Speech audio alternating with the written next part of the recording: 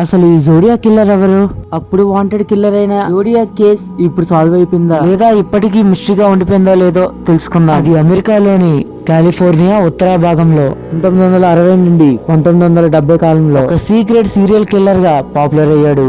అయితే ఈ కిల్లర్ కనీసం ఒక 5 మందిని చంపారని పోలీస్ శాఖ అనుకోగా, కానీ అతను మాత్రం నేను 37 మర్డర్స్ చేశానని చెప్పుకుంటున్నాడు. అతను ముఖ్యంగా యంగ్ కపుల్స్ ని టార్గెట్ చేసేవాడట. అన్నిసార్లు అయితే క్యాబ్ డ్రైవర్స్ ని కూడా చంపేవాడట. మిస్టీరియస్ గా ఇప్పటి వరకు కూడా అతని నిజమైన పేరు గాని గుర్తింపు గాని ఎవ్వరికీ తెలీదు. అయితే ఈ కిల్లర్ ముఖ్యంగా జోడియాక్ పేపర్స్ ని పోలీసులకి పంపేవాడట. అంటే వాళ్ళకి ఛాలెంజింగ్ గా అయితే చాలా సైఫర్స్ కోడ్స్ కూడా పంపేవాడట. ఏవైతే క్రాక్ చేయడానికి చాలా కష్టం. 2020 సంవత్సరంలో 340 సైఫర్ ని సాల్వ్ చేశారు. ముగ్గురే 340 సైఫర్ ని సాల్వ్ చేశారు. పై ఫోటోలో ఉన్న ప్రతి ఒక్కరు జోడియాక్ కిల్లర్ యొక్క విక్టిమ్సే.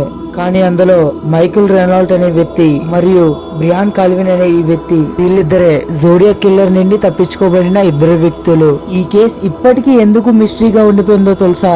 1960లో టెక్నాలజీ అంతగా బాగోపోవడంతో, ఇంకా అతడు పంపిన సీక్రెట్ క్లూస్ ఎవ్వరు సాల్వ్ చేయలేకపోవడంతో ఆ కేసు అలానే మిస్టరీగా ఉండిపోయింది.